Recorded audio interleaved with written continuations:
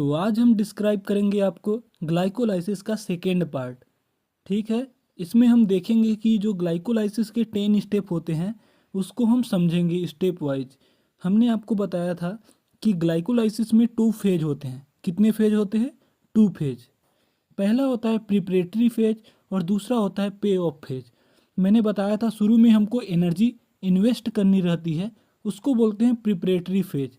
और 1 से 5 स्टेप जो हैं वो प्रिपरेटरी फेज के अंतर्गत आते हैं। ठीक है, इसके बाद मैंने बताया था आपको पे ऑफ फेज में हमको एनर्जी मिलती है, यानी एनर्जी का एक्सट्रैक्शन होता है। ठीक है, तो 6 से 10 तक के जो स्टेप्स होते हैं वो हमारे पे ऑफ फेज में आते हैं।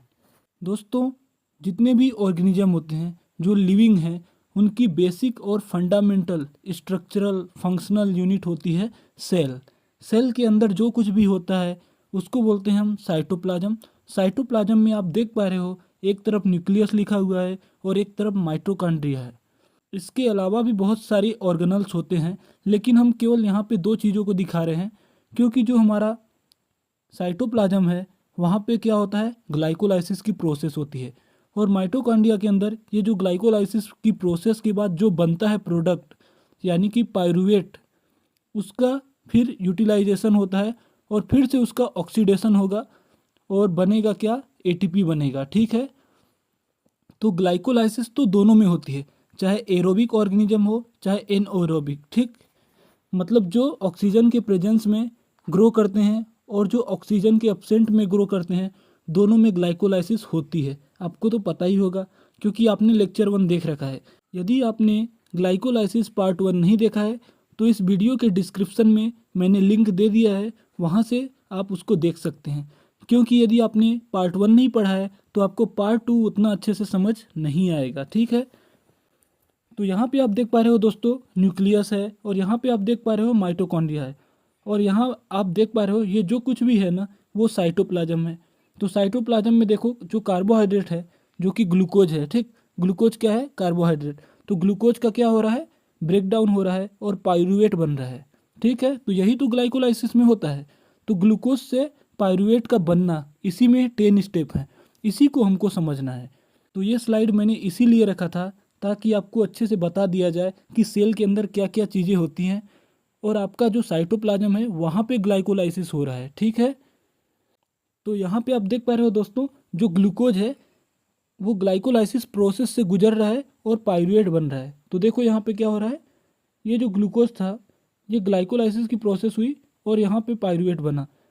तो ये प्रोसेस को दिखाया गया है। अब देखो जो पायरुवेट होता है ना उसका क्या होता है दोस्तों, जो हमारा ग्लाइकोलाइसिस के दौरान पायरुवेट बनता है उसका फर्दर और आगे क्या होगा वो डिपेंड करता है कि ऑर्गेनिज्म कैसा है। तो देखो जो लोग ऑक्सीजन की प्रेजेंट में करते हैं उनमें क्या होता है, क्रेब्स साइकिल चलती है, यानी कि जो पायरुवेट होगा वो माइटोकॉन्ड्रिया के अंदर जाएगा और वहाँ पे क्रेब्स साइकिल चलेगी और बाद में इलेक्ट्रॉन ट्रांसपोर्ट चेन के थ्रू जाएगा और एनर्जी देगा।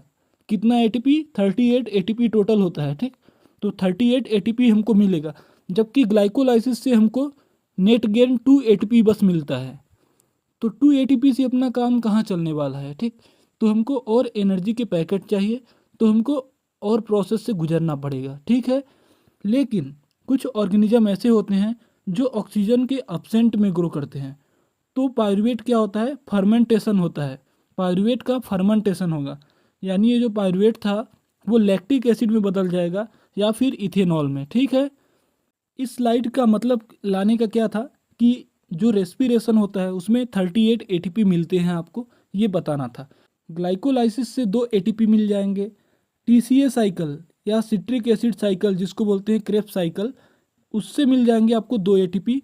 और फिर इलेक्ट्रॉन ट्रांसपोर्ट सिस्टम के थ्रू जब होगा इसका ऑक्सीडेटिव फॉस्फोराइलेशन, इससे मिल जाएंगे आपको 34 एटीपी। तो कुल मिला के 38 एटीपी हो जाते हैं। ठीक है, ये आपको नहीं समझना है, आपको केवल ग्लाइकोलाइसिस समझना है। ठीक, लेकिन थोड़ा सा बेसिक आइडिया होना चाहिए। और ग्लाइकोलाइसिस की प्रोसेस कहाँ चलती है, साइटोप्लाज्म में। तो साइटोप्लाज्म को साइटोसोल भी लिखा रहता है, तो कंफ्यूज मत होना बिल्कुल। अब जरा ध्यान देना दोस्तों, ये देखो ये ग्लूकोज था, तो ये ग्लूकोज से क्या बना है, पायरुवेट बना है। किसके थ्रू, ग्लाइकोलाइसिस के थ्रू। तो जो एरोबिक ऑर्गेनिज्म होते हैं यानी जो ऑक्सीजन के प्रेजेंस में ग्रो करते हैं, तो ये पायरूवेट कहाँ जाएगा, माइटोकॉन्ड्रिया के अंदर जाएगा और वहाँ पे क्रेब्स साइकिल चलेगी आगे। लेकिन जो ऑक्सीजन की एब्सेंट में ग्रो करते हैं उनका क्या होगा, फर्मेंटेशन हो जाएगा, तो इथेनॉल या लैक्टिक एसिड बनेगा। ये मैंने बता दिया था, वही है। ठीक, अब देखो दोस्तों, अब आपको ये तो पता होना चाहिए कि ग्लूकोज दिखता कैसा है। आपको पता ही नहीं रहेगा कि दिखता कैसा है तो फिर मज़ा नहीं आएगा आपको पढ़ने में। ठीक, यहाँ पे देखो ग्लूकोज में 6 कार्बन होते हैं, आपको पता होगा। उसका सूत्र होता है C6H12O6 होता है ना। तो देखो 6 कार्बन। तो दोस्तों ध्यान से देखिए, ग्लूकोज में क्या होते हैं, 6 कार्बन होते हैं। तो एक कार्बन यहाँ पे है, एक कार्बन यहाँ पे, एक यहाँ पे, एक यहाँ पे, एक यहाँ पे और एक यहाँ पे है ही। तो कितने हो गए, 6। 1 2 3 4 5 6 हो गए। तो ग्लूकोज में 6 कार्बन होते हैं, ये देखो। और मैंने इसी को ओपन फॉर्म में लिख दिया है। ये रिंग फॉर्म था और ये ओपन फॉर्म है, तो मैंने ओपन लिख दिया है ताकि आप अच्छे से समझ जाओ। अब क्या होता है, ग्लूकोज ऐसा रहता है। अब ग्लूकोज के 6 कार्बन पे जो हमारा फॉस्फेट ग्रुप आके जुड़ता है, तो ये देखो छठा कार्बन है, इसको मैं 6 दे रहा हूँ और इसको 1 दे रहा हूँ। ठीक, तो छठे कार्बन पे हमको फॉस्फेट ग्रुप जोड़ना पड़ेगा पहली बार, क्योंकि हम ग्लाइकोलाइसिस करा रहे हैं। ठीक, तो ग्लाइकोलाइसिस में क्या होता है, ग्लूकोज का पार्शियल ऑक्सीडेशन होता है, यानी ब्रेक डाउन होता है। ठीक, तो ये रहा 1 कार्बन और ये रहा 6 कार्बन। ठीक है, तो यहाँ पे फॉस्फेट ग्रुप जुड़ेगा। तो यहाँ पे आप देख पा रहे हो, ये देखो फॉस्फेट ग्रुप जुड़ा है यहाँ पे। तो फर्स्ट स्टेप में यही होता है। ठीक, और इसमें आपको एटीपी देना पड़ता है। जो ग्लूकोज है उसको तोड़ने के लिए आपको थोड़ा सा एटीपी लगाना पड़ेगा। ठीक, तो पहले एटीपी लगेगा। तो यहाँ पे एंजाइम कौन सा आता है, हेक्सोकाइनेज। तो यहाँ पे हमारा फर्स्ट स्टेप है। और फर्स्ट स्टेप में क्या होता है कि जो हमारा ग्लूकोज होता है, ग्लूकोज 6 फॉस्फेट में कन्वर्ट होता है। और इसमें क्या लगेगा, एक एटीपी लगेगा और हमारा हेक्सोकाइनेज एंजाइम लगेगा। हमेशा याद रखना, जहाँ पे भी एटीपी आ जाए ना, वहाँ हमेशा काइनेज एंजाइम लगेगा। अब 6 कार्बन की चेन को हेक्सो चेन बोलते हैं, तो हेक्सोकाइनेज। बिल्कुल क्लियर है। देखो यहाँ पे छठे कार्बन पे फॉस्फेट ग्रुप जुड़ गया। तो स्टेप्स ऑफ ग्लाइकोलाइसिस में पहला स्टेप क्या है, ग्लूकोज से ग्लूकोज 6 फॉस्फेट बना। तो ये देखो ग्लूकोज में 6 कार्बन थे और छठे कार्बन पे हमारा फॉस्फेट ग्रुप जुड़ गया है। और यहाँ पे हमने क्या किया, एक एटीपी लगाया। तो एटीपी जो होता है, एटीपी का पूरा नाम होता है एडिनोसिन ट्राईफॉस्फेट, मतलब 3 फॉस्फेट है, तो एक फॉस्फेट मैंने यहाँ पे जोड़ दिया और एडीपी बाहर निकल गया। ठीक, तो यहाँ पे कौन एंजाइम लगता है, हेक्सोकाइनेज। तो जहाँ पे भी एटीपी आए वहाँ काइनेज एंजाइम आता ही आता है। और 6 कार्बन की चेन है इसलिए हेक्सो बोल देंगे। ठीक, तो हेक्सोकाइनेज एंजाइम आ गया। अब आ गया सेकेंड स्टेप। सेकेंड स्टेप में क्या होता है, जो ग्लूकोज 6 फॉस्फेट था, फ्रक्टोज 6 फॉस्फेट में कन्वर्ट हो जाएगा। आपको पता होगा ग्लूकोज और फ्रक्टोज आइसोमर होते हैं। आइसोमर का मतलब क्या होता है दोस्तों, आइसोमर का मतलब यह होता है कि फार्मूला सेम है। मतलब ग्लूकोज का फार्मूला क्या होता है, C6H12O6। फ्रक्टोज का भी सेम फार्मूला है, बस उनका स्ट्रक्चर चेंज है। तो ग्लूकोज 6 फॉस्फेट कन्वर्ट हो जाएगा फ्रक्टोज 6 फॉस्फेट में। ठीक, एंजाइम कौन सा लगेगा, आइसोमरेज, क्योंकि ये दोनों आइसोमर है। तो एज जहाँ लग जाए वो एंजाइम, अगर कहीं पे भी एज आ रहा है ना तो समझ लो एंजाइम है वो। अब देखो दोस्तों थर्ड स्टेप में क्या है, जो हमारा फ्रक्टोज 6 फॉस्फेट था ये बदल जाएगा फ्रक्टोज 1,6 बिस फॉस्फेट में। मतलब पहले जो 6 नंबर पे फॉस्फेट ग्रुप लगा था, अब 1 नंबर पे भी लग जाएगा। मतलब 2 फॉस्फेट ग्रुप जुड़ गए, तो 2 को बोलते हैं बिस। तो फ्रक्टोज 1,6 बिस फॉस्फेट, ये पोजीशन है, एक 1 पे लगा एक 6 पे लगा। तो यहाँ पे आप देख पा रहे हो, यहाँ पे 6 पे फॉस्फेट ग्रुप जुड़ा था और यहाँ पे 1 पे भी जुड़ चुका है यहाँ पे।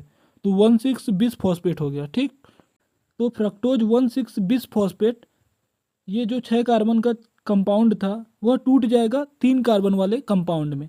तो ये टूट गया, देखो ग्लिसरॉल्डिहाइड 3 फॉस्फेट में और डाईहाइड्रोक्सी एसीटोन फॉस्फेट में टूट गया।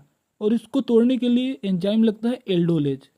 अब देखो मैंने आपको बताया था कि जो हमारा 1 से 5 स्टेप रहता है उसको बोलते हैं फर्स्ट फेज, जो होता है एनर्जी कंज्यूम करता है, यानी कि प्रिपरेटरी फेज बोला जाता है उसको। तो यहाँ पे आप देख पा रहे हो, सबसे पहले क्या होता है, ग्लूकोज 6 फॉस्फेट में बदलता है। अब ग्लूकोज 6 फॉस्फेट से बनता है फ्रक्टोज 6 फॉस्फेट। फ्रक्टोज 6 फॉस्फेट से फ्रक्टोज 1,6 बिस फॉस्फेट, और फ्रक्टोज 1,6 बिस फॉस्फेट टूट जाता है किसमें, ग्लिसरॉल्डिहाइड 3 फॉस्फेट और डाईहाइड्रोक्सी एसीटोन फॉस्फेट, जो कि 3 कार्बन वाले हैं। ठीक है, तो शुरू में क्या हो रहा है, जो 6 कार्बन थी वो तोड़ा गया है 3-3 कार्बन में, यहाँ पे आप देख पा रहे हो डाईहाइड्रोक्सी एसीटोन फॉस्फेट। यह dihydroxy acetone phosphate glyceraldehyde 3 phosphate में भी कन्वर्ट हो जाएगा। तो कितने हो गए? 2 मॉलिक्यूल हो जाएंगे, मतलब एक था ही, ये भी इसमें बदल गया। अब जो डाईहाइड्रोक्सी एसीटोन फॉस्फेट था यह ग्लिसरॉल्डिहाइड 3 फॉस्फेट में बदल जाएगा। तो मतलब जो एक टुकड़ा था ना, अब कितने टुकड़े हो गए टोटल? 2 टुकड़े हो गए। तो 2 मैंने लिख दिया, 2 मॉलिक्यूल। ठीक है, पहले क्या था? 6 कार्बन का एक कंपाउंड था, लेकिन अब 3-3 कार्बन के 2-2 कंपाउंड हैं। ठीक, इसलिए 2 लिखा गया है सब में। 6 स्टेप में क्या होगा? जो ग्लिसरॉल्डिहाइड 3 फॉस्फेट है 1,3 बिस फॉस्फोग्लिसरेट में कन्वर्ट हो जाएगा। 2 फॉस्फेट ग्रुप जुड़ेगा यहाँ पे। ठीक, 2 फॉस्फेट ग्रुप क्यों?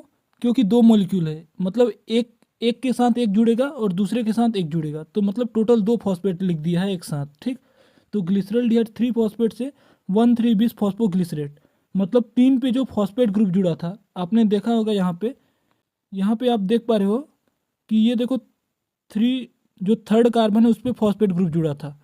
तो जो थर्ड कार्बन पे फॉस्फेट ग्रुप जुड़ा था ना, अब 1 पे भी जुड़ेगा। ठीक, तो यहाँ पे देखो 1 और 3 दोनों पे जुड़ गया, इसलिए 1,3 बिस फॉस्फोग्लिसरेट लिखा गया है। ठीक, और यहाँ पे कौन एंजाइम लगता है? तो 6 नंबर में जो एंजाइम है यहाँ पे लिखा गया है ग्लिसरॉल्डिहाइड 3 फॉस्फेट डिहाइड्रोजनेज। जहाँ भी NADH आ जाए ना, वहाँ डिहाइड्रोजनेज एंजाइम आएगा ही आएगा, याद रख लेना। तो NADH या NAD दिख जाए तो डिहाइड्रोजनेज आएगा ही आएगा। ठीक, अब इसके बाद क्या होगा? 1,3 बिस फॉस्फोग्लिसरेट कन्वर्ट हो जाएगा 3 फॉस्फोग्लिसरेट में। तो यहाँ पे हमको एक ATP मिलेगा। अब एक ATP एक मॉलिक्यूल से मिल रहा है, तो मॉलिक्यूल कितने हैं टोटल? 2। तो 2 मॉलिक्यूल से हमको 2 ATP मिलेगा, इसलिए यहाँ पे नेट दिख रहा है 2 ATP। ठीक है, यहाँ पे आप देख रहे हो 3 फॉस्फोग्लिसरेट 2 फॉस्फोग्लिसरेट में कन्वर्ट हो जाएगा। और इसको कन्वर्ट करने के लिए कौन सा एंजाइम आएगा? फास्फोग्लिसरो म्यूटेज। मतलब जो 3 पे फास्फोग्लिसरेट था, 3 पे जो फॉस्फेट ग्रुप था वह 2 पे लग गया, तो म्यूटेशन हो रहा है एक तरीके से, इसलिए यहाँ पे लिखा है एंजाइम फास्फोग्लिसरो म्यूटेज। इसके बाद क्या होता है? 2 फॉस्फोग्लिसरेट से फॉस्फोइनोल पाइरुवेट बन जाता है और यहाँ पे पानी निकलता है। मतलब एक मॉलिक्यूल से एक H2O निकलेगा, तो 2 मॉलिक्यूल हैं तो 2 H2O निकलेगा, इसलिए यहाँ 2H2O दिखाया गया है। और यहाँ पे एंजाइम लगेगा इनोलेज। देखो नाम जहाँ पे जैसा आ रहा है ना, उसके अनुसार एंजाइम भी आते हैं। इनोल पाइरुवेट बन रहा है तो इनोलेज एंजाइम आ गया। ठीक, अब जो फास्फोइनॉल पाइरुवेट जिसको PEP बोल दिया जाता है, PEP फास्फोइनॉल पाइरुवेट, अब ये बदल जाएगा किसमें? पाइरुवेट में। पाइरुवेट बोलो या पाइरुविक एसिड बोलो, बात वही है। ठीक, तो फास्फोइनॉल पाइरुवेट जो है पाइरुवेट में बदल जाएगा और यहाँ पे भी हमको 2 ATP मिलेगा। और एंजाइम कौन सा लगेगा? Pyruvate kinase. ठीक है, तो ये 10 स्टेप का प्रोसेस था, यही है पूरा ग्लाइकोलाइसिस, बहुत ही आसान भाषा में। अब इसको याद तो आपको करना ही पड़ेगा। देखो 2 बार 3 बार लिखोगे तो अपने आप याद हो जाएगा। तो देखो मैंने 10 स्टेप की प्रोसेस को एक बार फिर से रिवाइज करा दे रहा हूँ। सबसे पहले क्या होता है? ग्लूकोज होता है, ग्लूकोज कन्वर्ट हो जाता है ग्लूकोज 6 फॉस्फेट में, ये है स्टेप 1। ठीक, तो ग्लूकोज यहाँ पे क्या हुआ? ग्लूकोज 6 फॉस्फेट में कन्वर्ट हो गया।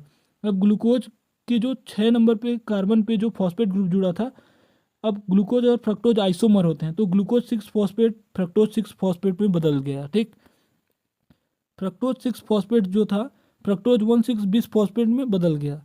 और इसके बाद क्या होता है? यह जो 6 कार्बन का था यह टूट जाएगा 3 कार्बन वाले में, ये 4th स्टेप है। तो देखो 3 कार्बन वाले में टूट गया है। फिर क्या हुआ? जो डाईहाइड्रोक्सी एसीटोन फॉस्फेट था वो बदल गया किसमें? ग्लिसरॉल्डिहाइड 3 फॉस्फेट में, मतलब एक था ही और ये भी उसमें बदल गया, तो कितने हो गए? 2 हो गए। अब ग्लिसरॉल्डिहाइड 3 फॉस्फेट किस में बदल गया? 1,3 बिस फॉस्फोग्लिसरेट में, और 1,3 बिस फॉस्फोग्लिसरेट 3 फॉस्फोग्लिसरेट में बदल गया, और 3 फॉस्फोग्लिसरेट से 2 फॉस्फोग्लिसरेट आ गया, और इसके बाद फास्फोइनॉल पाइरुवेट और फिर पाइरुवेट। तो ये 10 स्टेप की प्रोसेस है ग्लाइकोलाइसिस की, जो कि साइटोप्लाज्म में होती है। वीडियो थोड़ा बड़ा हो गया है क्योंकि आपको समझाना भी उतना ही पड़ता है। ठीक, अगर मैं कुछ भी चीज़ मिस कर दूं तो आपको समझ नहीं आएगा, तो इसलिए लंबी वीडियो हो जाए कोई बात नहीं, लेकिन एक बार पढ़ो समझ आ जाए। ठीक, अब यहाँ पे देख पा रहे हो आप नेट प्रोडक्ट क्या मिलेगा आपको? आपको टोटल 4 ATP मिलते हैं, जिसमें आपने 2 ATP लगा दिया था, इसलिए हमको नेट गेन कितना मिला? 2 ATP, क्योंकि 4 में से 2 घटाओगे तो 2 आएगा। ठीक, जैसे मान लो आपने 4 रुपये लगाए कहीं पे और आपने 8 रुपये पाए, तो आपको कितना मिला? कितना का प्रॉफिट हुआ, तो आप बोलोगे 4 रुपये, क्योंकि आपने 4 रुपये लगाए भी थे। तो यहाँ पे हमने 2 ATP लगाया था और हमको मिला 4 ATP, लेकिन नेट गेन हमारा कितना हुआ, हमको प्रॉफिट कितना हुआ 2 ATP का। और यहाँ पे 2 पायरुवेट बनेगा और 2 NADH बनेगा। ठीक, ये NADH क्या है दोस्तों, ये NADH में भी ATP भरा हुआ है। ठीक, NADH मान के चलो एक पैकेट है जिसके अंदर ATP भरा हुआ है। NADH क्या है, NADH के अंदर है आपका ATP, लेकिन वो दिख नहीं रहा है क्योंकि अभी डायरेक्ट निकला नहीं है, वो पैकेट के अंदर है। ठीक, जो कि बाद में दिखेगा।